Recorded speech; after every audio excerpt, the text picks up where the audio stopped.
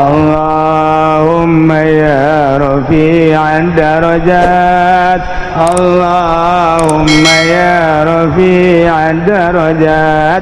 Allah makhluk-makhluk Allah, hamba Allah anu hatena geus lapang hiji be Allah atuh kun fayakun Allah dibikeun. Artina dibikeun teh deuk ka mana maneh gae dalan luhur, jalan handap, jalan sapatala cek Gusti Allah. Masya Allah, gitulah alam aulia Allah geus bisa nyaba ka alam malakut. Maka teu deui wiridanana tuh di bulan Rajab hayang supaya kos Kangjeng Nabi bisa hiber maca sholawat. Baca sholawat sampai sapeting 4444. Tuh sia mah hiber hayang dibere 4444 geus teu ditiheula we goblok. Hayang nama meureun maca sholawat tilu haju hiber mana aya. Saya sholawat tasbih siap-siap deh. Jangan isugan tali na kencengkeun loba boga tasbihna. Geus aya batur hayangan jual. Lain tasbih jualan tasbih. Nah, sholawatna teh nu mana? Nu urang resep eta akur jeung urang. Obat ge.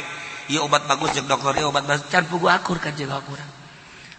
Darahna, tensina kan diakurkeun heula. Ternyata oh ieu mah paramek akurna, nu ieu mah bodrek, nu ieu mah prokol, nu ieu mah itu padahal mah kolot tapi bodreksin beda. Atuh geus kitu bae pengobatan mah aneh. Ieu pasti mah make bodreksin cager wallahu alam. Aing mah asal bodreksin cager. Berarti jiwana kanak-kanak ke budak. Nah, baca sholawat saloba-lobana. Sok, ngeunang bae urang saminggu dicoba. Cek kiai sapoe-sapoeting 4444 aing laksana gendang saminggu coba urang kikituan. Aing hiber tante. Ieu mah keur dongeng doang ulah maca sholawat hayang bisa hiber atuh ulah. Hayang menang ridho Allah Subhanahu wa ta'ala. Geus menang ridho Allah ku Allah dik dikukumahakeun ge kumaha. Ulah besi boga urang maca sholawat teh hayang bisa berulah, hayang teu teurak ditembak lah japaeh-paeh bae. Hayang maju usah lah jang maju usah dengan ngadon ulin doang.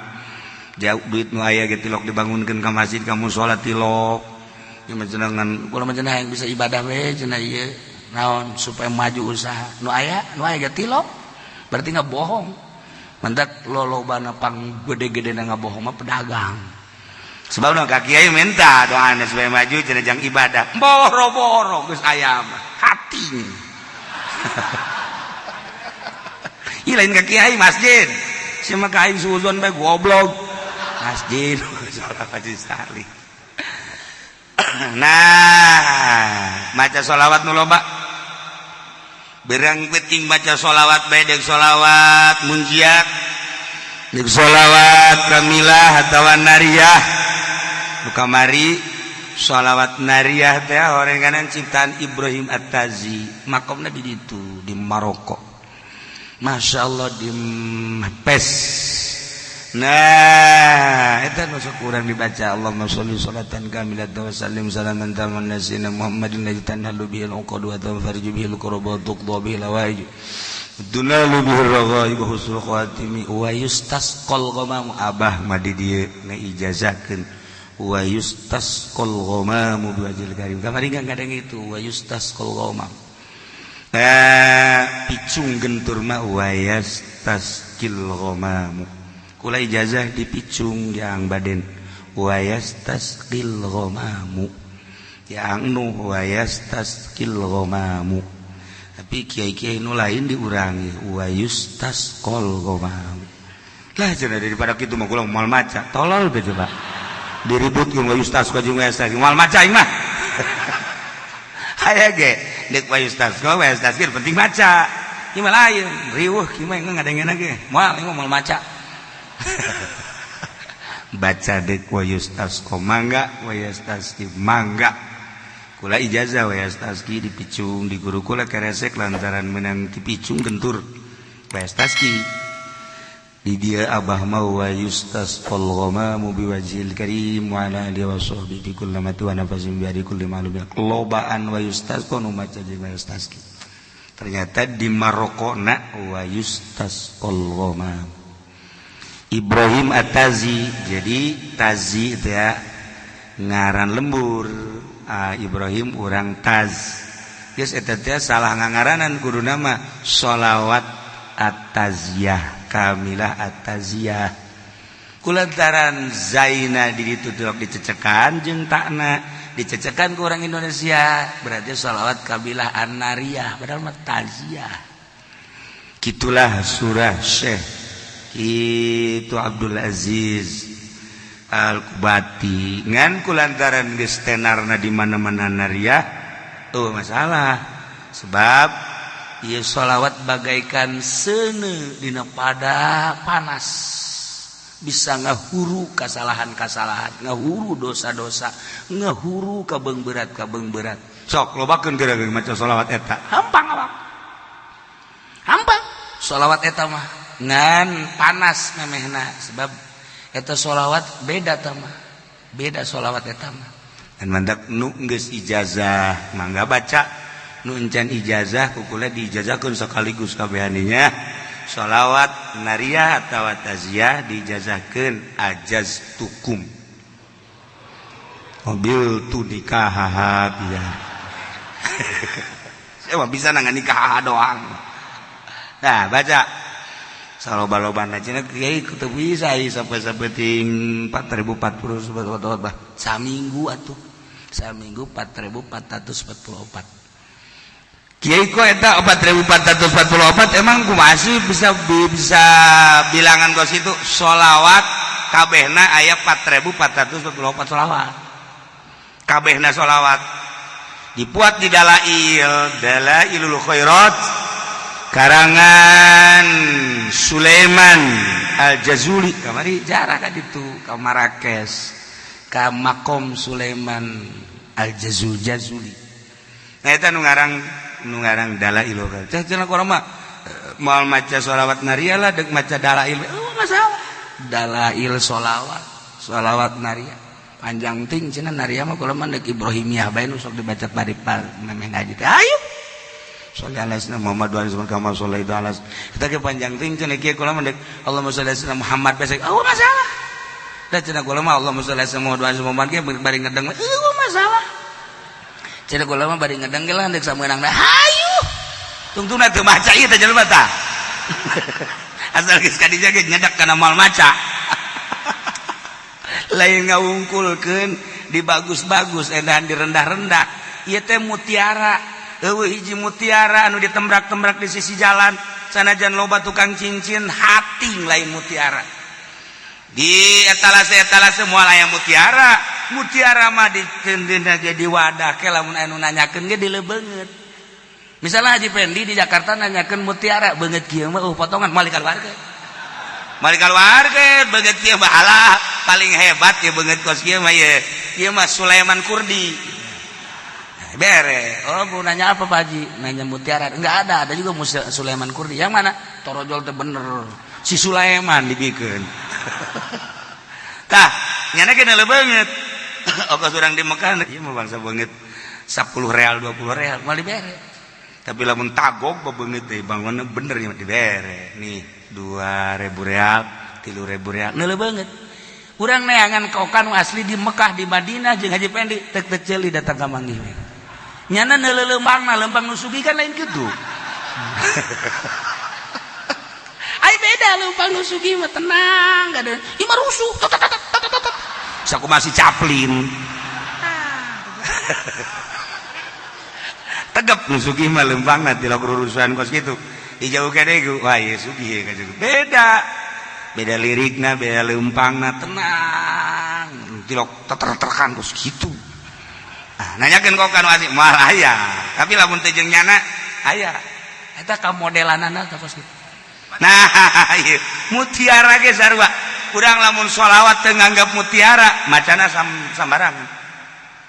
sambarangan tapi lamun urang nganggap ieu mutiara masyaallah mandi heula urang lantaran tas jeung pamajikan ya pasti mandi lah lain baca sholawat berarti tamah baca sholawat khusus mandi nawaitu lamun penting nawaitul ghusla lis-salam wal afiyah terus urang wudu suruh salat baca sholawat ieu mutiara mun urang teu nganggap bahwa ieu sholawat mutiara urang sambarangan macan tapi lamun ieu lain sambarangan ieu mutiara loba waliullah ku maca sholawat dia bisa nyaba ka alam malakut loba waliullah ku sholawat dia bisa naon kitu ngaranna dibere ilmu laduni loba wali-wali Allah sholihin naon eta anggapan sholawat ieu mutiara lamun teu nganggap sholawat mutiara urang api lain bae tapi lamun urang maca sholawat nganggap ieu istimewa ieu mutiara teu sambarangan jelema boga sholawat ieu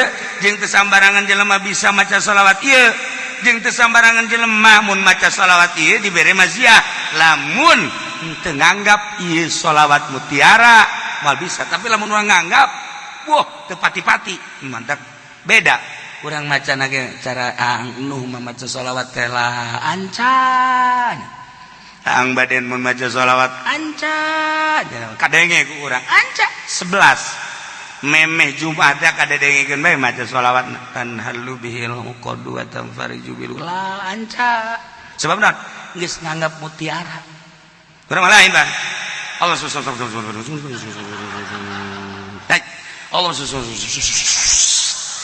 Allah Aisyah baca naon sholawat kan gitu amat Allah udah ngomong teu anggap jalan teu anggap naona sebab teu anggap ngalamun nganggap mutiara makan masyaallah alhamdulillah bisa 11 ya luar biasa Allah ningalikeun memperhatikeun jeung ngadengikeun ka sholawat dimumule ku urang geus tamat 4444 waduh aing ge dibere kuat ku Gusti Allah ngaluarkeun duit kade ceng-ceng sia yatim kan nah ya dibere tas 1 juta yo sia yatim piatu ya 1 juta sia abi mah rangda ye abi mah rangda ngorak nah 5 juta sia mah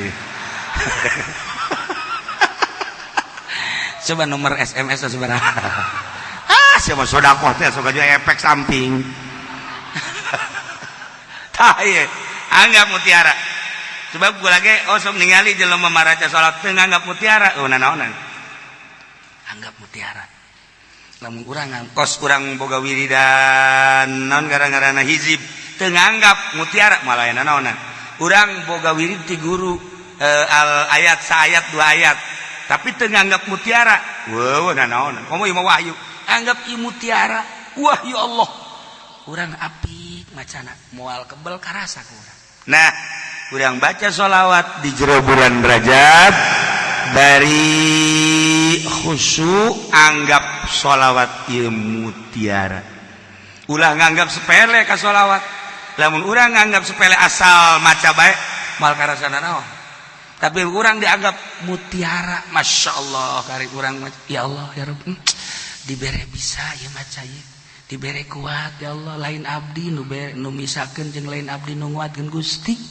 ya Allah abdi geus dibere karomah ku Gusti dibere karomah teh artina kamulyaan bisa maca bisa kuat eta karomah nu mantak urang neangan karomah teh lain kudu bisa hiber urang neureun karomah teh lain kudu jelema bisa ngapung lain bisa silem lain karomah nu paling hebat diri urang dibere daek salat eta karomah ketika urang salat ya Allah ya Rabbi Gusti ieu teh nganang Gusti salat abdi dibere kuat batur nu garaga ge teu kuat abdi mah dibere kuat berarti abdi geus dibere karomah ku Gusti aing wali ieu tah aja sok tungtungna jora jasa sia mah sok aju ngawalikeun maneh ieu keur carita penghormatan ti Gusti Allah urang dibere kuat salat dibere kuat na ieu teh urang dibere darah rek ngaji ieu karomah ti Gusti Allah tatangga urang nu gagah nu gendut anu gembul teu daekeun ngaji urang mah anu dahar hese tapi ngaji ieu meureun ku gara-gara hese dahar jadi ngaji karomah ieu ti Gusti Allah daek ngaji diuk set ngadengekeun lamun lain boga kamulyaan ti Gusti Allah mal kuat nah hayang nyaho ka karomah urang dibere daek ibadah eta karomah paling rendah paling gampang paling deet eta adalah urang dibere daek ibadah eta karomah ti Gusti Allah. Hayang nyawa karomah mata eta kos kitu ngan haji ulah sok ngawali-wali. Urang kasalaman teh jeung tetangga urang nu teu salat sia nyawa ka wali naon nya. Deh wali mah kudu boga karomah sakumaha nabi kudu boga mujizat. Mana sia karomah sia teu salat aing salat aing tah dibere karomah ku Gusti Allah daek salat eta wali aing ye cak anu disasalaman teh salat sia husutan teu tah mun pelbah husu aing henteu teu lain karomah tah mah kos kitu mah penghinaan ti Gusti Allah kan sia pinter amat ye daripada sia salat teu husu mendingan aing teu salat bodoh jadi ribut tungtungna. Nah geus ulah gaributkeun salat jeung teu salat pokona urang dibere daek ibadah ieu adalah karomah. Ulah hese-hese eta kos kitu karomah paling rendah. Tinggal diperbaiki salat urang diperbaiki ngaji urang diperbaiki engke karasa aya perbedaan. Nah ieu mah sakadar pangeling-eling isuk tanggal hiji Rajab menurut falaqat isulamun nairen isuk tanggal hiji. Adapun anu nanggalkeun minggu dan mangganya ngakeun ieu mah kula berdasarkan sulamun nairen isuk mulai isuk urang puasa 27 mun kuat leuwih bagus asa ulah sebulan kurang sakumaha tadi sakuatna urang. Mudah-mudahan orang gabehan diberi kuat, diberi daek, diberi ikhlas, supaya puasa orang, jeung sholawat orang, ibadah-ibadah nu lain bisa ku urang kapanggih di alam akhirat, sehingga jadi jembatan keselamatan orang di mahsyar nepikeun ka surga Allah Subhanahu wa taala. Adapun tadi Kiai Aliuddin Muriang Napara guru kula ngamimitian ngaji alfiah tahun 80 pasaran sekali ya beja ka abah dek ngaji pasaran ka mana tadinya ka Pasir Gadung ka Kiai Ali geus teh naon tadi mimiti ngaji alfiah kaharti jasa ngeunaheun surahna jeung emang pinter ngamimitian ngaji alfiah tahun 80 awal Ramadan. Nah, tidinya langsung ke Garut 80 akhir menginjak 80 hiji. Jadi ngamimitian ngaji alfiah di almarhum Kiai Aliuddin. Hebat alfiahna alfiah disanja. Maot kamari mudah-mudahan dihampurasa kabeh dosana. Dilegakeun tur dicangkeun kuburanana dijadikeun sinar ibadah jeung ilmuna sehingga aya dina ridho Allah Subhanahu wa taala menikmati kesenangan kubur.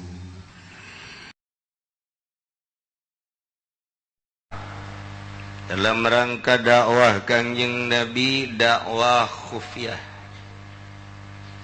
lalaunan dakwah teh beres terus Kangjeng Nabi door to door tilawang kalawang dari seorang ke seorang lalaunan Kangjeng Nabi terus di pasar-pasar di kerumunan-kerumunan manusia dakwah na Kangjeng Nabi. Ya Allah kita nyampaikan bahwa pangeran teh Allah kita nyampaikan bahwa anjeunna yakni Kangjeng sebagai utusan Allah Subhanahu wa taala. Ih, Kangjeng Nabi dakwah teh horenganan dicaci maki. Diciduhan Kangjeng Nabi teh, dihalang-halang Kangjeng Nabi teh dakwah teh. Geus puguh penghinaan ti kapirin-kapirin terhadap Kangjeng Nabi lain sakadar eta.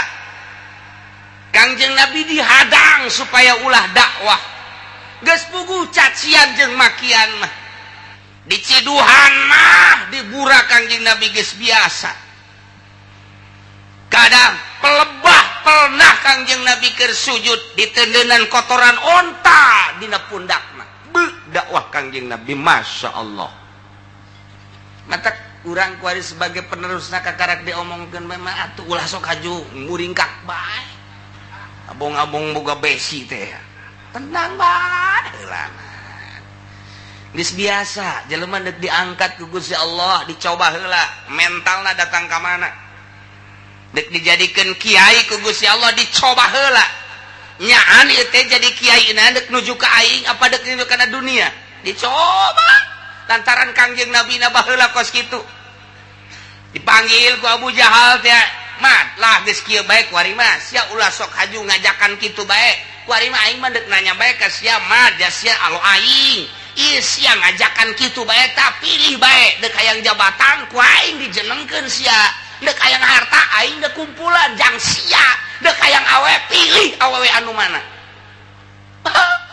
lamun urang dikitukeun mantap entah dikitukeun ge jangan proposal urang nyieun ka ditu Masya Allah kakarak akan datang bae kandidat geus bekah liang irung asana kabangun ye dapur mah ieu sial tak kiai bloon jasa pancenah deuk ngahayukeun agama edan kok geus kitu mampir heula atuh lambat mah dakwahna tuh Kanjeng Nabi mah kos situ pilih ku sia mah hayang jabatan milih sia dijenengkeun di mana ku aing sia hayang hayu jaka kawasan aing Mekah mah hayang harta aing dikumpulan atau nu aing geus dibikeun ka si asal tiang ulah ngomong bae riben aing mah kasihan atau hayang awe pilih ku sia awewe hayang hiji hayang dua hayang tilu potongan nu mana bebeda ka uwa ka emang ka dieu ieu teh emang sia insyaallah datang ka kos kitu geus dihadang dicaci dimaki diroga hala Kangjeng Nabi teh hese bae terus bae ditawaran fasilitas tetep bae Kangjeng Nabi memang ai disebut teu butuh abdi mah kana dunya atuh Jawa meureunna dahar maosok ngan Nabi mambung kitu kene jabatan be mang dibere jabatan teh sarua jeung di Bang Baluhan pundak abdi teu hayang abdi mah adapun awewe air sebar-sebayangan mang abdi mah teu sambarangan lamun cak Allah henteu mah henteu bae henteu abdi mah teu narima Kangjeng Nabi mah Masya Allah Kiai kuari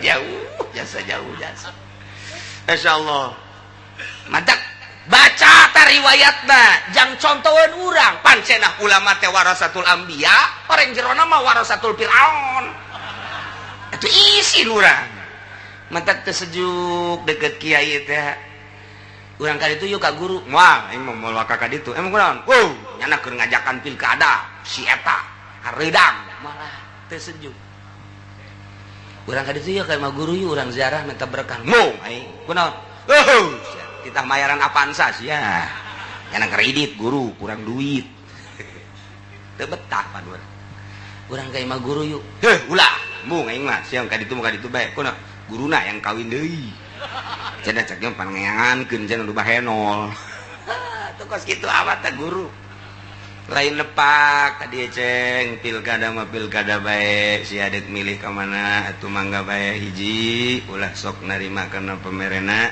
kadua lah ulah diilueun kos kitu mah sia memilih pantis murid tiis awas ya mun teu milih kadinya ngisin-ngisin mama mendingan digantung mama kos gitu mah ini iskan situasi Masya Allah adapun nyana datang atau datang lu masalah aja silaturahmi Waalaikumsalam abdi boga perniatan ya dek hayang jadi bupati bagus baik ngadoakeun atuh sing bener mingpina meujeun akan ngomong sakitu ieu malah hajung SMS bener kan pun SMS kan beres haju diancam mal dia aku murid sia lamun teu milih ka si eta geus aing mah pepegatan datang ka dieu tolak tilu aing jeung sia Kiai Barloon tendele Kangjeng Nabi Masya Allah kabita ku pamerena ambay-ambayan kadit gas ulah dijadikan padoman Kiai kos kitu mah lantaran teu ngajakan sejuk nuntun ka Gusti Allah asal teu nuntun ka Gusti Allah gas urang mah pokona mah kata mah wauh kebo bae jeung nu kos kitu mah ulah wauh sapi kebo bae geus nah Iya Kangjeng Nabi teh dakwah teh kos kitu pahit. Tapi Kangjeng Nabi murigi satu instruksi ti Gusti Allah. Kaula teh kita nyaritakeun nauhidkeun manusia ka Gusti Allah, dituntun manusia. Allah anu nitahna kumaha bae pasti ditangtayungan ku Gusti Allah. Acenah pae meureun geus waktuna kudu pae. Lamun kos kitu mah urang boga tekad mantep jasa. Ieu kuari kan nu pinter mah loba, nu yakin nu hese. Cek Tuan Syekh Abdul Qadir neangan nu pinter, hiji 1000 datang. Babari jasa, tapi neangan anu jujur 1000 nu pinter, neangan nu jujur datang hiji geus jago. Masyaallah. Allah karim. Nah ya Kangjeng Nabi teh dakwah, kemudian begitu dakwah sakumaha kamari teh Kangjeng Nabi dihina, Kangjeng Nabi dicaci maki lah. Ulo sok nyarita-nyaritakeun pangeran-pangeran mat kamari geus aya instruksi ti Gusti Allah, fa'arid anhum hatta yakhudu fi hadisin ghairi. Baliran Muhammad cek Gusti Allah datang ka ira, datang ka nyana ngomong nu lain nyaci maki Al-Qur'an.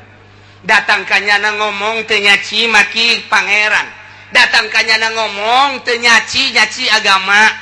Tah kuari mah balieuran tinggalkeun instruksi pertama, instruksi kedua ieu. وَذَرِلْ الَّذِينَ اتَّخَذُوا دِينَهُمْ وَلَعِبًا وَلَهْوًا وَغَرَّتْهُمُ الْحَيَاةُ الدُّنْيَا. Nomor kedua Kangjeng Nabi titah ngabalieuran ya nya titah ninggalkeun untuk sementara, lain ditinggalkeun haju diantep henteu dibere pepeling lain.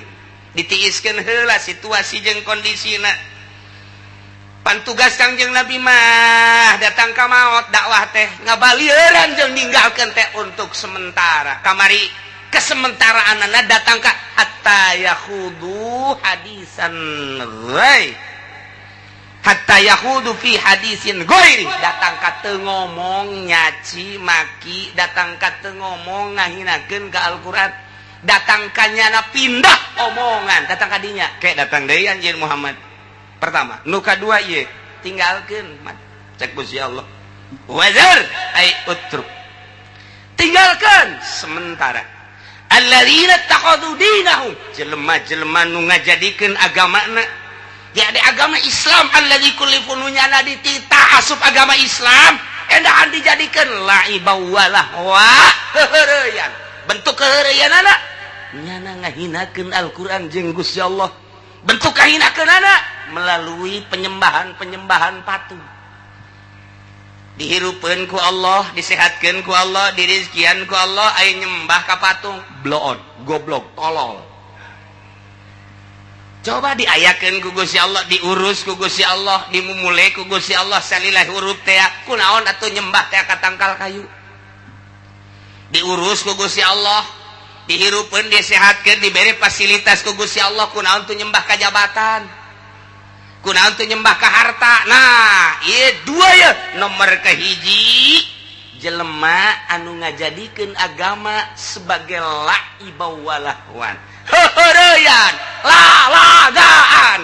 Nomor kedua wa gharrashumul hayatud dunya, anu nipu ka manehanana gemilau kehidupan dunia, anu dideuleu teh kemewahan dunia ku mata kasat, anu diudag teh kenikmatan kangeunahan suara anu ditampung ku ceuli, anu diudag teh kasengitan dunia zahir ku irung, nu diudag teh kaladatan makanan minuman dan lain sebagainya. Nah hanya dunia. Tak eta Muhammad cak Gusti Allah, jelema nu ngaheureyan agama dijabikeun sebagai lahwan wala ibad, tinggalkeun sementara. Nomor kedua jelema nu kabongboy ku dunia, tinggalkeun, ulah dituturkeun, acak-acakan nih nuturkeun kos kara itu. Masya Allah, iya konsep yang urang memeh perang teh kos kitu tah, memeh turun ayat perang. Ya Allah ya Rabb. Kahiji. Nomor kedua maksudna laiban walahwan teh ya ieu ittakhadhu ma huwa lahbun walahwun min ibadatil asnam wa ghairiha dinan lahum, nyembah ka berhala sebagai agama nomor kahiji. Nomor kaduana ittakhadhu dinahum alladzi kullifuhu wadu'u ilaihi wa huwa dinul islam lah wan walaiban haitsu sakharu wastahza, nyana teh ngahina ka Al-Qur'an, nyana teh ngawewewe ka Al-Qur'an, nyana teh nyaci maki Al-Qur'an, tah eta teh lahwan walaiban laiba walahwa. Besi cak Kangjeng cak Gusti Allah ya, wahai bangsa, wahai ibad, wahai hamba. Besi sakadar dongeng di zaman Kangjeng Nabi, dibuktikan ku aing sia di tahun 2000 dibuktikan Denmark nyaci maki Al-Qur'an. Tambah deui Setoni Rusdi nyaci maki Al-Qur'an jeung Kangjeng Nabi. Tangtangan baheulaku kitu Humaini Ayatullah Humaini datang ka kuari hirupna tepuguh karuh. Emang kumaha gitu teu boga keterangan Salman Rusdi. Pernah kunjungan ke Mesir ge lantaran Mesir mah kitu geus kacaplok ku Amerika rarasaan teh hampir terbunuh. Balik deui nya ka Amerika. Diberi hadiah Nobel ku Amerika teh bahwa inilah manusia yang gagah, yang berani, tidak takut-takut mencaci maki Al-Quran dan Muhammad. Diberi hadiah Nobel. Masya Allah, nukara itu diberi hadiah Nobel. Diamankan, diberi fasilitas kuari di Amerika. Nukamari di Denmark sarua bae. Tambah deui nukamari. Masya Allah, numantak lamun urang ningali ka tukang setik bajos bus. Eta teh pernah ditimpa ku sendal, di tempat ku sapatu teh suatu penghinaan. Panjelemana eta teh dibawa ke Amerika. Waktu di Baghdad ditimpa ku mahasiswa jager. Eta teh balesan daripada nyana ngahinakeun terhadap Islam. Sebab di Irak saat eta kumaha begitu disidang di Amerika kan teu ditayangkeun kan di urang teu meunang. Emang kumaha kitu di Baghdad teh tentara-tentara Amerika teh ngumpulkeun Al-Qur'an, dicaci, dimaki, diciduhan, dikiihan, dibelem, dilengkahan. Neu kumaha teu marudahna coba mahasiswa di Irak, mahasiswa di Baghdad. Nah, kebenaran kunjungan ka ditu timpa maka sepatu jeger. Cukup penghinaan sakitu ceknya untuk balasan. Kumaha eta? Panggilkan ke Amerika disidang. Kumaha nasibna? Nyana tetap mempertahankan Islam. Teu kumaha nyana tegentar saya tik-tik acan. Begitu dibunuh, bunuh saya. Yang penting agama Islam luhur, ya'lu wala yu'la alaih. Jadi orang lamun neuleuh keberanian orang Baghdad bandingkeun jeung urang datang ka mana coba urang. Kuarinya nu nang tangan Amerika luar biasa, goyang Amerika di tangan ku Baghdad. Datang ka kuari can pulih perekonomian Amerika teh gara-gara hanya seorang Saddam. Seorang Saddam teh bisa ngerubah transaksi minyak tina dolar kana euro. Kabakan Amerika, target bunuh Saddam. Tahu masalah? Cek Saddam teh saya mah dibunuh juga hanya untuk bangsa, negara dan agama. Tah ieu urang keur carita kawawanenana bae. Nang tangan Yahudi teh datang ka kos kitu batur mah bandingkeun jeung urang Cikupa. Datang ka mana urang mah? Nang tangan ge teu jauh bae. Lamun di deukeutan mah boro-boro ku Amerika ku Obama kakara ku lurah ge. Mangga. Kakara ku camat ge mangga. Kuari target deui Iran. Sebab naon? Dek ngerobah transaksi tina euro kana dinar. Otak manusia datang ke kos kitu. Cek najet sekarang kita alihkan. Nyana geus ngarancang. Mungkin iya, mungkin ngagos doang ke Amerika. Tidak usah pakai dolar dan tidak usah pakai euro. Sekarang kita pakai dinar. Kelabakan kedua kali Amerika. Iran target kedua cek Amerika. Uji coba. Israel jeung Palestina. Bom nomor kahiji Husain, Hasan, Husain, kemudian Ali, boga tilunya. Kakarak dilalagakeun doang ku Iran teh. Wah, Husain ya. Dilalagaanana batur mah kos kitu. anti Yahudi anti Amerika urang ka Iran lamun teamah urang lain orang Indonesia meureunanan mawa dolar teh dihina kunyana lantaran urang Indonesia ngan neuleuh doang kabeungeut hartina di dieu mah anti dolar sedangkan urang kabehan mawa dolar di dieu waktu ka Iran teh cakna geus anti dolar kami mah anti ka Yahudi anti ka Amerika anti ka dolarna pohara jasa negara mentak target Amerika cak Iran kami ge targetna ngancurkeun Amerika ieu mah keur lain carita naon carita wawanena pohara jasa bandingkan jeung urang sebagai bangsa Indonesia anu geus luhur jasa di bawah ku Bung Karno kuari pelepes terkenal Indonesia negara terhebat korupsi ieu geus muji syukur bae ka Gusti Allah geus berarti geus penggede urang sakedeung deui tinggal ngancrok doang kadinya asana mau ngubrus sageun hukum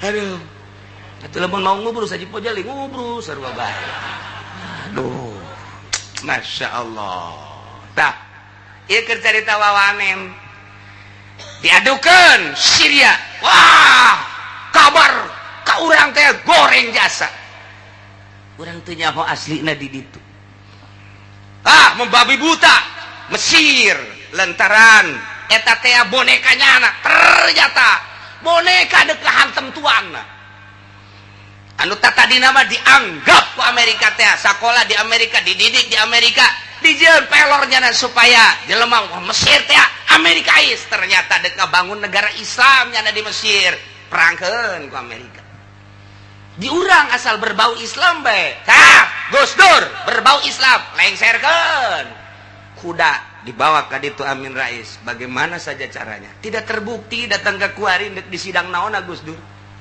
lantaran berbau Islam lamun kuari aya kiai ya diangkat ku masyarakat Indonesia jadi presiden misalnya haju manehanana bener-bener menyuarakan Islam moal kungsi saminggu nasib kedua lengser deh bae asal manehanana tapi lamun mainna kuat perang mantan cek urang mah maningan Oma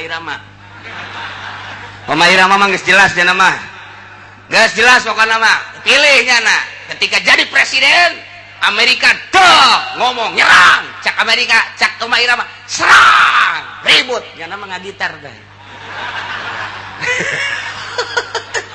cak tentara sial-sial teuing aing paehna ngagitar aduh Masya Allah endahan darah muda kunya di kieu beres sama Irama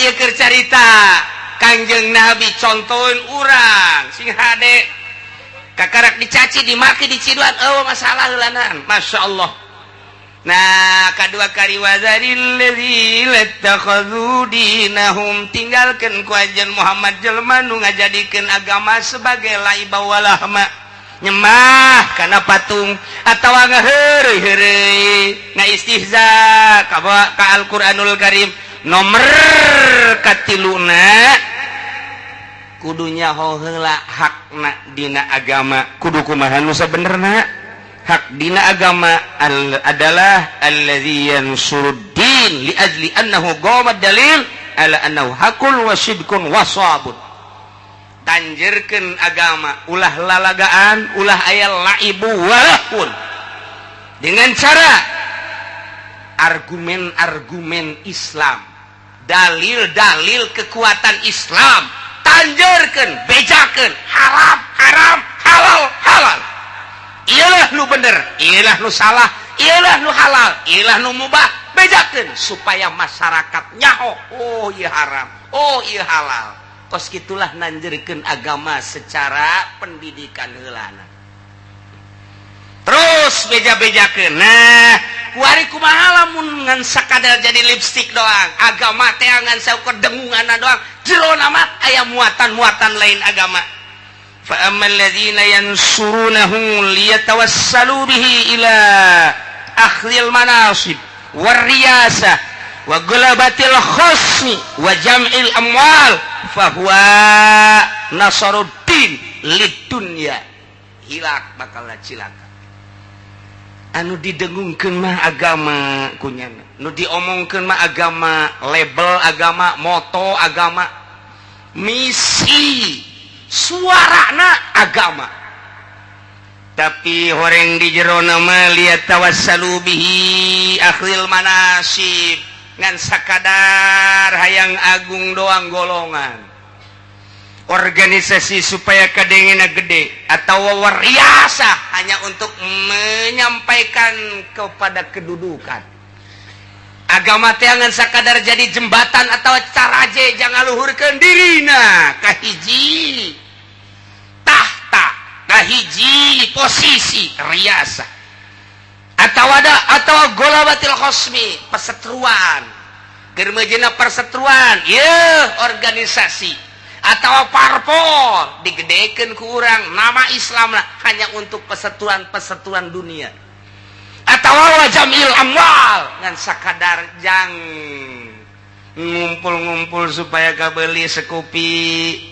kabeli apansa yang kabeli anu tak iya make atas nama Islam tapi nu jelas man nasaruddin li dunya iya mah bakal cilakanin cilaka kuari pas jasa ayat ieu lamun aya jelema di parpol make Islam padahal di jerona misina hanya sekedar untuk mengantarkan seseorang padahal misina di organisasi hanya untuk mengantarkan padahal misina hanya untuk golongan padahal misina hanya untuk dunia baik karena agama nah iya hilak bin hilak tak asup kana ayat ieu wadzaril ladzina takhadhu dinahum la'iban wa lahwa tinggalkeun kumaneh wahai kiai jelema-jelema anu ngajadikeun agama sebagai lipstik doang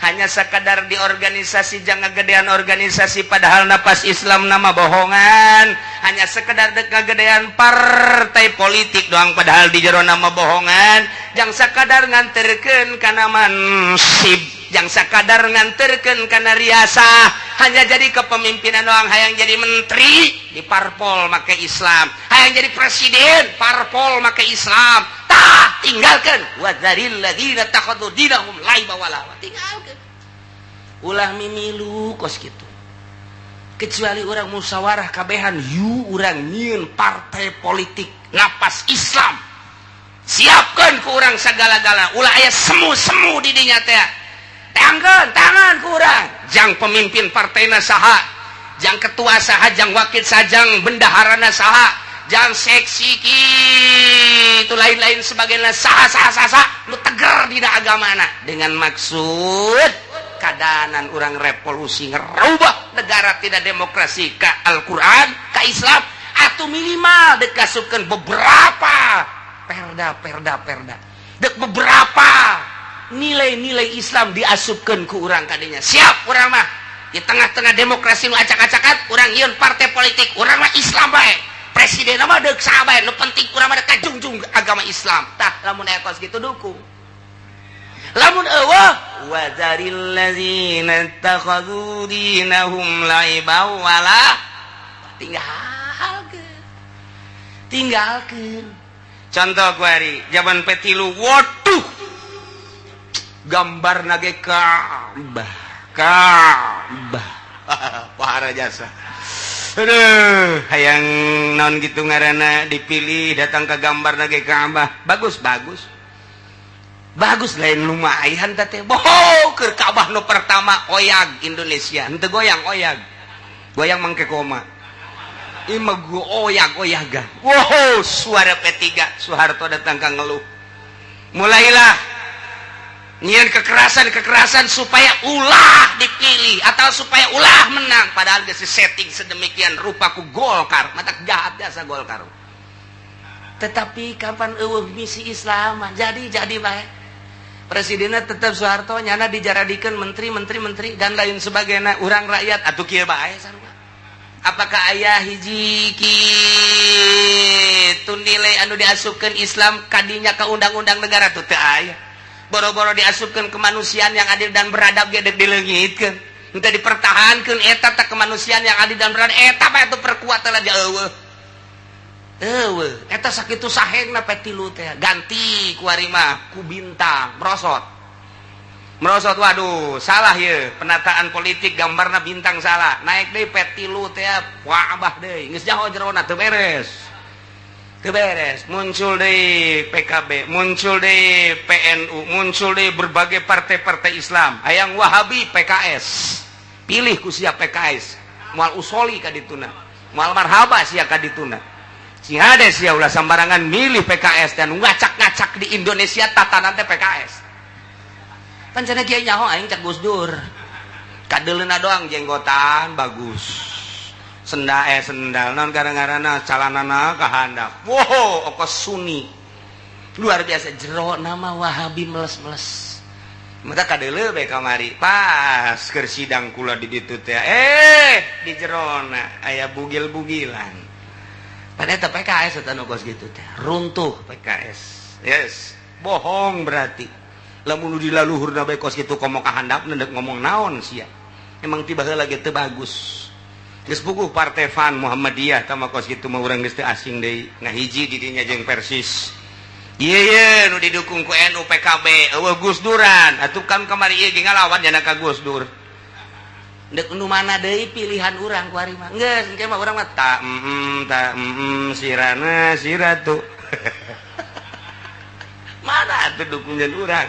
Golkar penjahat agama mah Golkar loba kiai nu tiges leku Golkar baheula ieu mah kenyataan bae ulah kasinggung Golkar mun deuk balik bae ku ari keur ngaji tos kitu kaayaan Golkar mah P3 penuh tipuan dahsyat jasa nipuna PDI atuh tah mah geus kanyahoan ku urang henteu bau-bau acan ka agama bau ge henteu komo teu leumbah bau ge henteu ayo geus kumaha tuh emang di Indonesia mah kos kieu nah carita partai mah kos kieu di urang mah carita partai organisasi kuari organisasi Muhammadiyah geus jelas aya organisasina kemudian atuh NU geus puguh aya organisasina ngan berangkatna doang nukur di omean berangkatna maknya organisasi NU ketuana bisa dibeli ku atut heran aing mah pancen adek galuhurkeun agama kok bisa dibeli ku atut konde bisa meuli atuh aing mah NU teh kumaha dah di luhur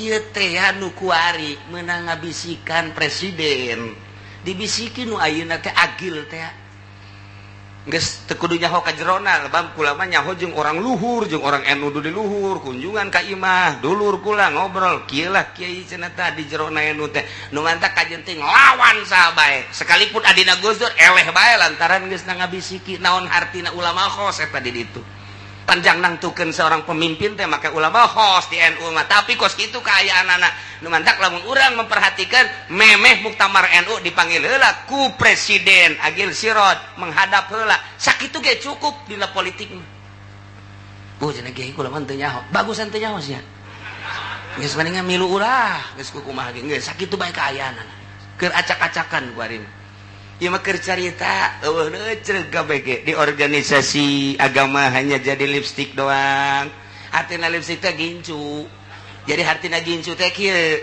bibir teh dibeureumman bagus amat barang kana cai hideung orang bibir sia geuneuk sial sagoy mah kadeuna beureum teh eta kos kitu agama ge kos kitu bagus yuk agama barang dikobrehkeun teh jerona sial geuneuk geus puguh parpol mah tah wari urang sikap urang kumaha nuturkeun ayat ieu di parpol geus eueuh agamaan di organisasi geuneuk agamana urang kuari mah ngacukan ayat ieu sesuai jeung nu tadi dibacakeun wa dzaril ladzina ittakhadhu dinahum la'iban wa lahwa tinggalkeun ku anjeun partai-partai tinggalkeun ku anjeun organisasi-organisasi urang mah urang bae ngaminan bae geus silanan satungtung encan kadeuleu ku urang kandidat anu bener-bener napasna neuk ngabalikeun kana agama satungtung can aya ih salametkeun eta teh urang teh saruajeun transaksi per detik urang transaksi antara perintah jeung larangan per napas urang teh keur transaksi perintah larangan kuarik dibuktikan kurang nyolok urang teh eta teh bakal aya engke di akhirat bakal aya yai cek malaikat nun kulan iya aya Golkar di Solo ku yai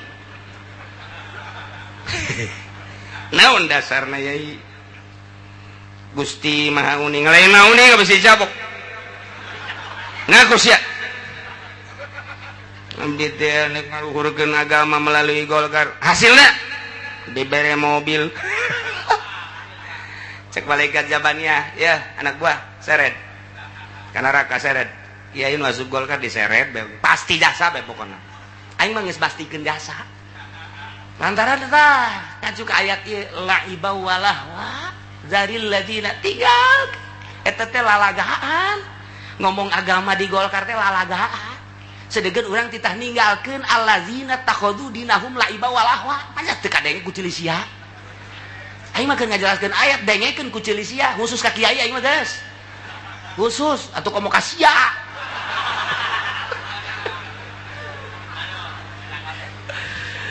ieu ka bener ieu mah keur carita ayat deuk ka mana lumpat aja kos kitu tafsiranana tuh ji supaya jelas ieu mah supaya jelas supaya nyaho bae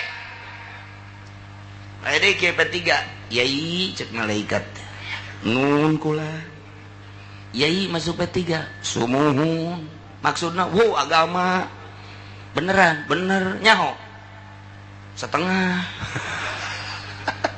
naon bae atuh nu P3 di urusan bidang agama teh sugan aya hiji bae heula nilaina teu aya ajupan yai nyolok bae sekupi cek malaikat zamannya sarua seret rada ka tengah ieu rada ka tengah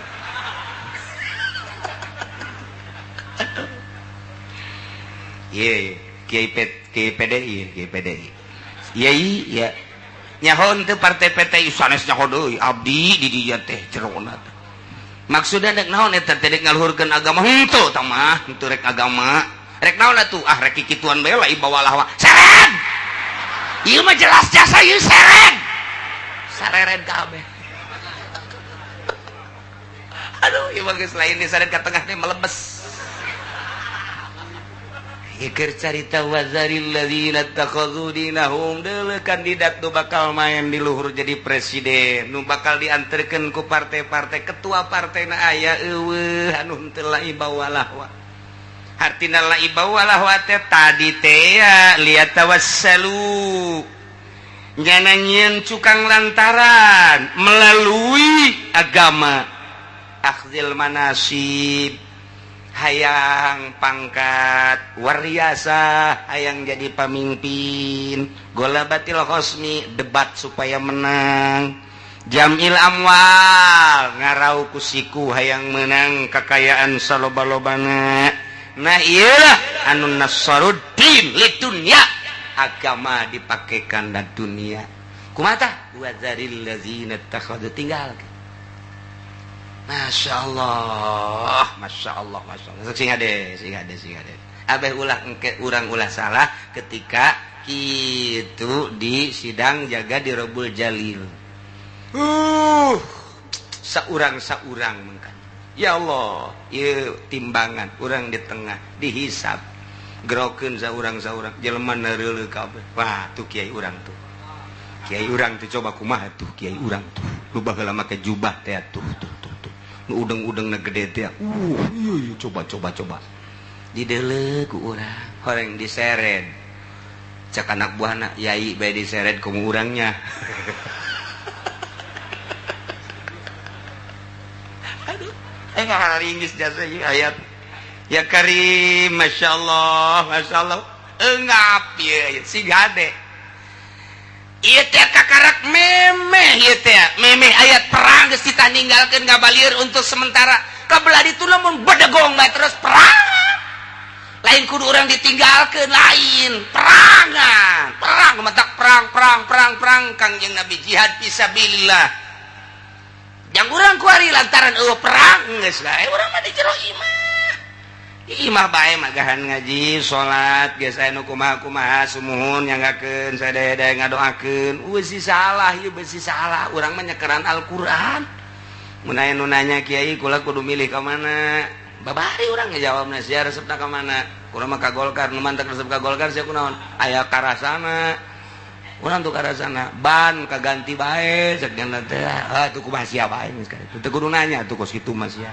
mun nanya mencan kos kitu batur los ya ditu geus teu kudu kumaha salametkeun yeuh tah ayat ieu tah awas ya pemilu nu bakal datang lamun sambarangan ieu kacaplok ku ayat ieu sia aing mah ngabejakeun doang geus ya aduh mangkaning Haji Pudole geus kontrak politiknya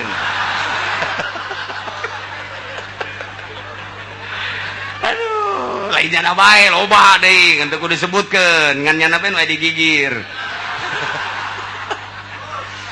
insyaallah wa zaril ladzina takhadhu bolak-balik bae mah beh asup ka jero jantung wa zaril ladzina takhadhu dinahum laiba wa lahwa tinggalkeun ku anjeun Muhammad jelema nu ngajadikeun agama sebagai lalagaan jeung heureuyan heureuyanna teh nyaeta nyembah paku patung atawa manehanana teh heureuyan melalui agama padahal jang dunia tinggalkeun moal beres sukos kitu mah hiji panjang keneh teh caritana cukup beula sakitu wa gharratsumul hayatud dunya tinggalkeun jelema anu masih keneh cinta dunia nu dunia nipu ka manehanana pajar langgeng di dunia sehingga di dunia teh mak bahasa Yunani teh mak ngarau ku siku cek urang Bandung mau tuh hese moal kumpul-kumpul dia pake ngarau mah kudu nama ieu mah ku siku atuh acak-acakan nah nu dideleuteungan sekedar kemewahan dunia bae hayang naik jabatan hayang tenar ka belah ditu nama hayang rarau dunia teh belah ditu nama hayang jadi bupati terus hayang jadi menteri geus jadi menteri engke bakal dibui buyeun loba jasa buyeun sabaraha miliar triliun teu kagok masyaallah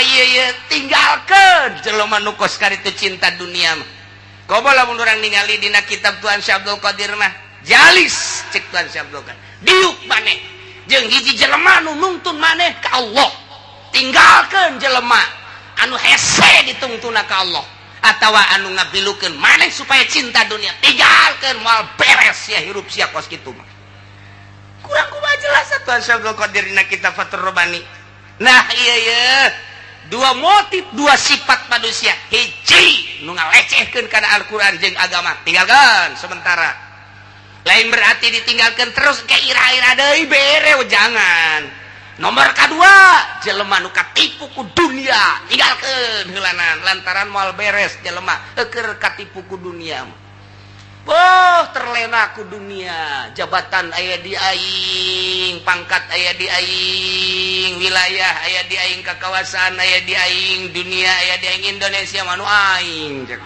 sia mah ngontrak kabeh ge hayang awe nu mana bae siap nu mantap cenah mah ngizinan bae kana hotel sebab di jerona pagawean nyana teu kumaha tuh nyana nu sok umplang-ampleung ka hotel mah pusan pesen nu bule nu putih nu hidung sekaligus pesen hayang nyaho jerona kos kumaha mantap aya teu kudu jauh ka Jakarta aya deuk dibangun mah hotel di dinya deukeut henjang aing tuh dak kabeh kos karar itu nah zaril ladzina takhadhu dina hiji jelema anu gitu ngaheureuykeun ka agama tinggalkeun nomor kedua jelema anu cinta jasa kana dunia poho ka agama tinggalkeun mendak Kangjeng Nabi Isa mah dua manusia anu anti jasa hiji jelema anti dunia kedua jelema anti jabatan anti Kangjeng Nabi Isa teh eta mah geus anti bae dua manusia eta mah tah dua sosok tipe manusia hiji cinta dunia malaikeun Kangjeng Nabi Isa mah babaturan jeung nu kitu terus cenah mah ngadakwahan bae kudu babaturan mah kecuali nu ngadukung cak Kangjeng Nabi Isa hartana dipake ngadukung jang agama silahkan jang aing babaturan satungtung teu pake ngadukung agama saing mah jam moal kebal ge paeh cak Kangjeng Nabi Isa istimewa Kanjeng Nabi. Nomor kedua cinta jabatan, cinta wilayah. Dua. Mantap Kanjeng Nabi Isa teh pan pernah aya jelema hayang milu. Kan Kanjeng Nabi Isa mah teu boga tempat, sajengkal ge teu boga. Dakwah teh dakwah bae. Per jam, per detik, per menit, per hari, teu dakwah we Kanjeng Nabi Isa mah. Tapi tetep dicaci dimaki. Keistimewaan Kanjeng Nabi Isa pohara jasa aya jelema lolong usap cager asal iman ka Allah. Aya jelema lampang usap cager. Aya jelema lepra usap cager. Komo bangsa kutil mah tiupuk beres. Bangsa kutil bangsa doton babari tah geus kos kitu. Aya jelema batuk bae aya naon ge ieu kula cenah batuk bae tiupuk cager. Coba kurang ya batuk bae tiup popan.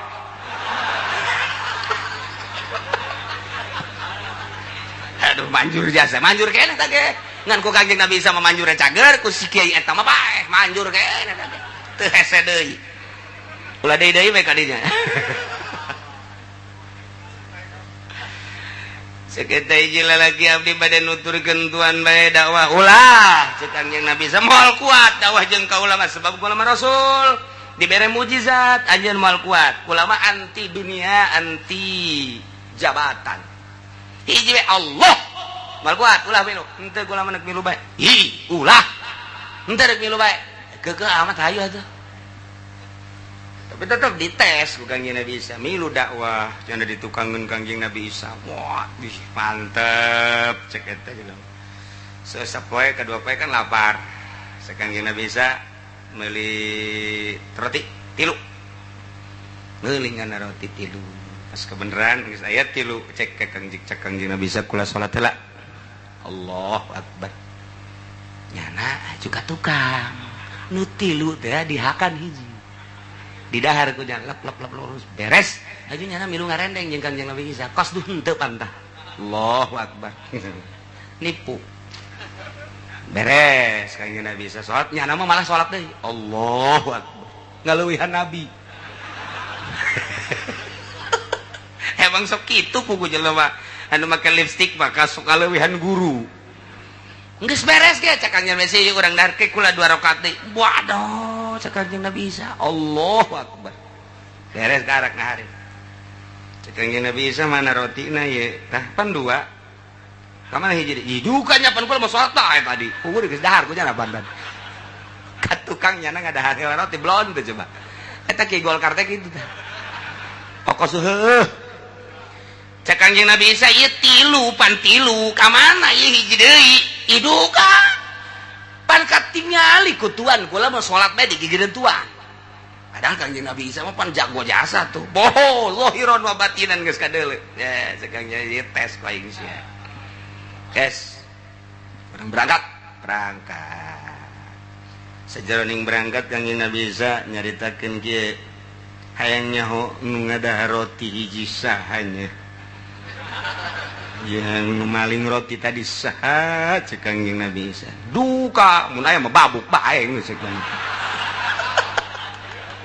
hebat jasa ngomong hebat galeuwihan Kanjeng Nabi Isa mah pan tadi sakadar nyaho nya mah babuk bae habek pan ngaleuwihan eta ngaranna eta kos kitu masyaallah berangkat deui sagasa berangkat terus lapar sagasa lapar cek Kanjeng Nabi Isa kieu tuh aya uncal tuh digerokeun ku Kanjeng Nabi Isa iya uncal tal nyamperkeun ka Kanjeng Nabi Isa mah ditepak dong ngegoler tepak deui asak menang manggang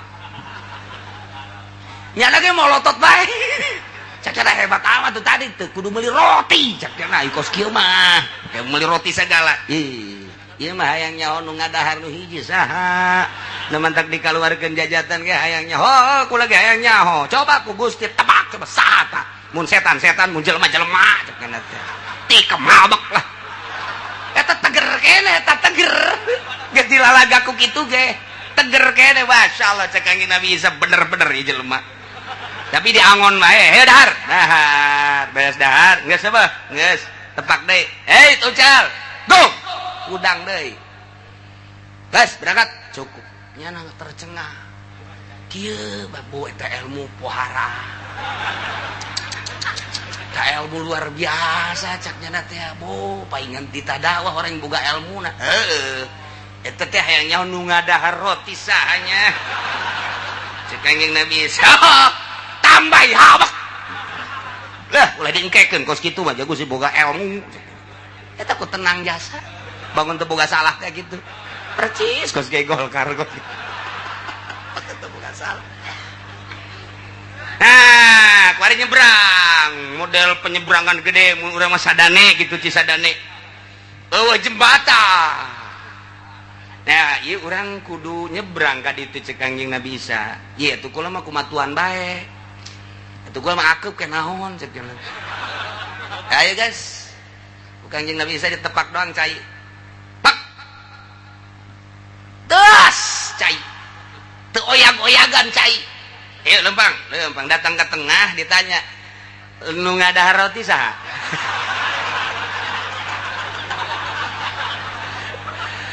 Lamun ngaku salamet, mun teu ngaku ceknya lamun teu ngaku oyag cair. Ngana ngahuleng we. Ceknya ente. Bener. Ente duka teu masaha. Sugan nyaos anu ngadaharna. Ente. Berarti kajenteng paeh moal ngaku. Kajenteng paeh moal ngaku gengsi teh kos kitu. Gengsi teh kos kitu. Pugunya ho di partai teh agamaan. Agama bae nu diomongkeun teh. Pugunya ho di pamarentah geus acak-acakan. Ngomong mah bagus bae. Ceknya mah teu nyaho meureun. Nu mabok ambalaya, nu korupsi, nu maling di handap pangan sakadar maling kotok, maling kebo di luhur triliunan. Masih keneh gideg keneh mah. Cek Kangjeng Nabi Isa ieu masih keneh moal waka ngabejakeun saha atau tengah. Teu si kula mah. Embung. Tegerawat cek Kangjeng Nabi Isa teh teger jasa ieu budak. Ayo guys nyebrang wae kumaha ieu di arahanan ieu. Nah. Aya lapangan gede. Dikorek ku Kangjeng Nabi Isa, tek aya 3 batu gede segede hulu. Di jero hate Kangjeng Nabi Isa jadi emas ya, jadi emas sok gede hulu jadi emas kabeh 3. Cak Kangjeng Nabi Isa ieu bagi 2 urang, bagi 3 ieu tajang ente ieu jang anak. Cak Kangjeng Nabi Isa urang misah jadi lah geus lah urang babagi eta nu hiji deui jang nu ngadahar roti ulah.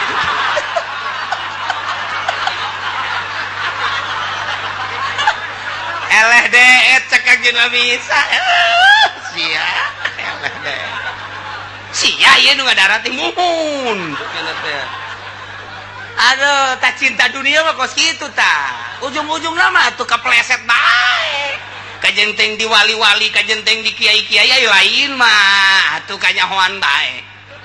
Kanyahoan bae tetep. Atuh padahal mah nya ulah ngaku kayaknya. Ngakunya hula cekna atuh ku hayang emas teh. Kangjeng Nabi Isa sia bener ngaku ho cenah kula. Ai sia ngaku mah geus tah nu 2 jang sia atuh sia nu ngadahar roti teh. Nu kula ge jang anjeun tah. Geus kula mah embung babaturan jeung nu cinta dunia embung panti awalna ge hiji nu cinta dunia moal beres dakwah cinta dunia moal beres. Gulak-gilek bae engkena teu bisa ngomong cau au. Sebab geus dikaluhan pan moal beres aing mah teu hayang cek Kangjeng tadi ge hiji cinta jabatan moal aing mah 2 cinta dunia moal bae lamun geus bolos teu hayang jabatan teu hayang dunia milu jeung aing geus tinggalkeun di dieu alhamdulillah tuh ditinggalkeun teh pan alhamdulillah nya nama emas geus ngabayangkeun meuli kuda nyeun imah. Ieu mah pohara jasa lamun dijual hiji bae geus komo aya 27 turunan aing jadi jelema sugih ieu pohara. Keur mejeuna ngalamun kitu jol bae aya garong tiluan. Pedang geus dikikeun set. Naon eta? Emas. Nu saha? Nu kula. Lamun sia teu babagi mun teu babagi ieu beheung tarohana mun babagi salamet sakitu bae aing babagi salamet teu babagi beheung saengana dedeg sugih teh jadi aing geus gahayal kuda imah tanah kawin deui malah main aing si mah minta salamet bae kula mah bagi sia mangga duaan lain tiluan bagi tilu mangga jadi garongna duaan bagi tilunya sering hiji nuhun gas tah dijang sia nu bogana dijang batur aing dijang aing cek kepala garong ngan kieu aing geus 2 poe teh dahar cek garong nah ieu mah salah saurang meuli heula sangu meuli roti aing nungguan di dieu bari istirahat ayo itu mangga cenah teh ya otomatis anak buah garong teh ka ditu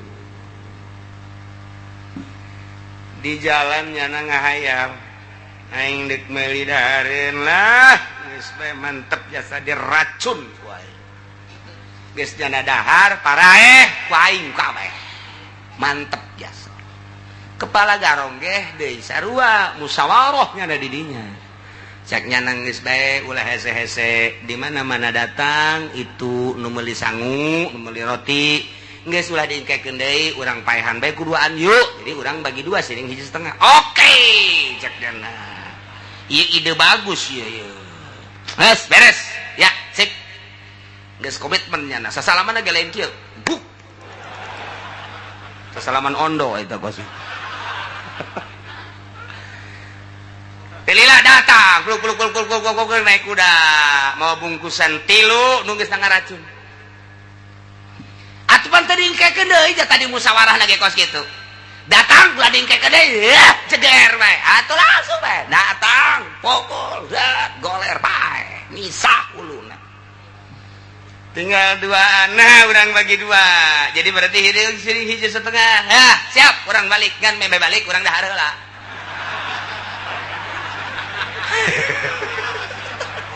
Atuh dah lahar heula. Aduh, jadi mak lapar teh atuh, teu kebel molotot. Ah, molotot kabehan, mun sia molotot mabok kieu. Aing ge mabok ieu. Mabok nang ngaracun paeh kabeh. Emas ngagoler tilu, jelema marabok kabeh. Paeh bae geus kabeh. Nu hiji dibunuh, nu 2 mah ku racun. Teu kebal Kangjeng Nabi Isa datang deui ka dinya. Jupan ngagoler ieu kabeh tiluan. Naon ieu? Emasna area keneh, jelema ngagoler kabeh. Munajat ka Gusti Allah, Gusti abdi nu teu cinta dunia jeung nu embung dibarengan ku jelema cinta dunia.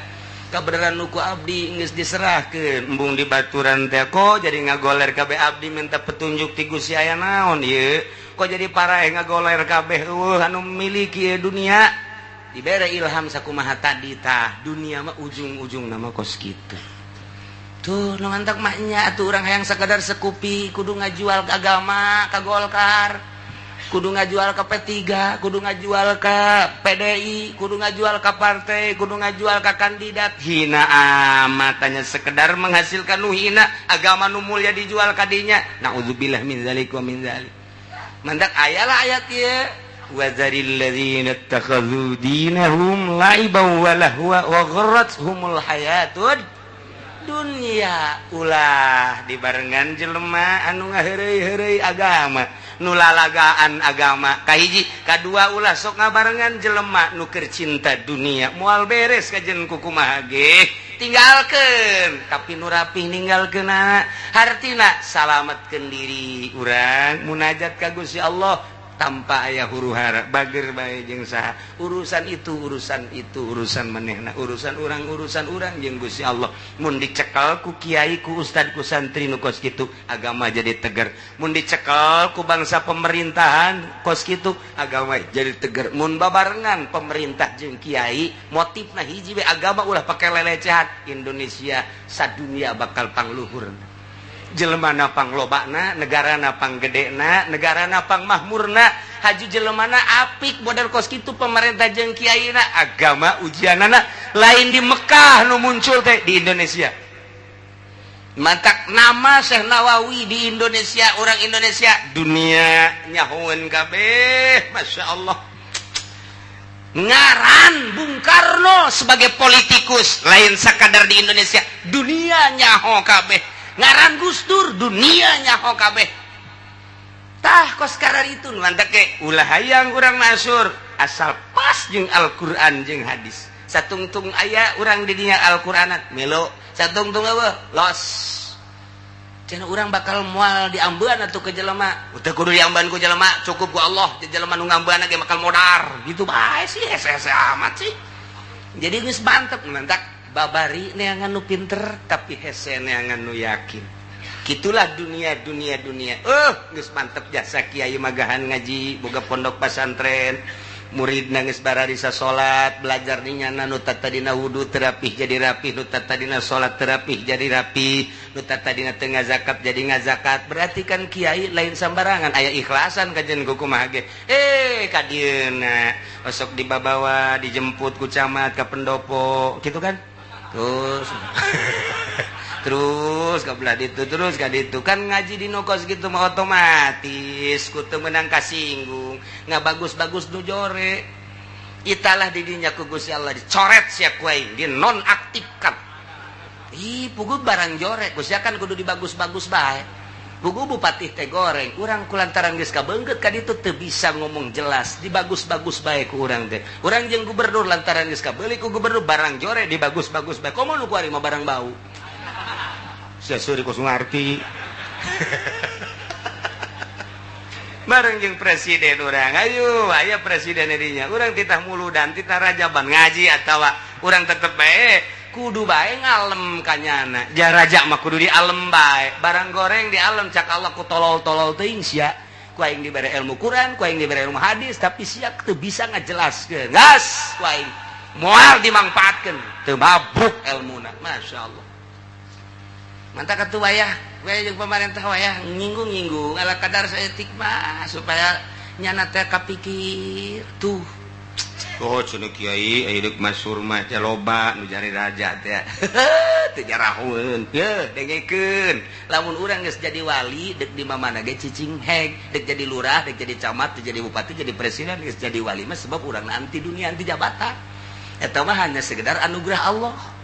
Pasal ai can jadi mah boro-boro sagede urang sagede Harun Ar-Rasyid raja kudu jadi rakyat heula sagede Abu Bakar Shibli gubernur teh gubernur berangkat da nyana kumaha teh eureun nya jadi gubernur Sesiri Sikti teh bos terbesar di Baghdad kulantaran manehna can boga ilmu batin resep kana dunia ditinggalkeun heula jadi bosna kayak geus jadi wali kakarak berangkat di Imam Ghazali geus 13 tahun jadi ulah sok sacablakna sugu tuh teu naon jadi bupati jadi gubernur ge kiai ge atuh kiai nu mana manya kiai modal sia ye da ceng pikri tuh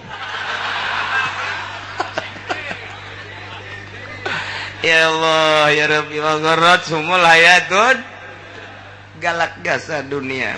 Jadi orang teh okos kudu bisa kadeulin nama okos gore resep padahal teu gitu ulah padahal mah urang teh resep kadeulina kos henteu tipu tah maksudna nu bagus mah kadeulina resep emang bener resep ai urang mah lain emang kadeulina resep padahal mah bener-bener resep atuh sedang tah kos kitu mah apa bisa-bisa hirup jeung Allah nu maha ningali Allah maha nguping Allah maha uninga per detik datang ke urang maut didelekeun ku Gusti Allah sing hade urang gulak-gilak diri urang sing hade jasa sing hade beusi salah sebab dititipan Al-Qur'an dititipan hadis kitulah dalam rangka dakwah menuju ridho Allah Subhanahu wa ta'ala dua jelema tinggalkeun Muhammad tapi kaditulah wa dzakkir bihi an tubsala nafsum bima kasabat laisa laha min dunillah wa dzakkir wallahu a'lam.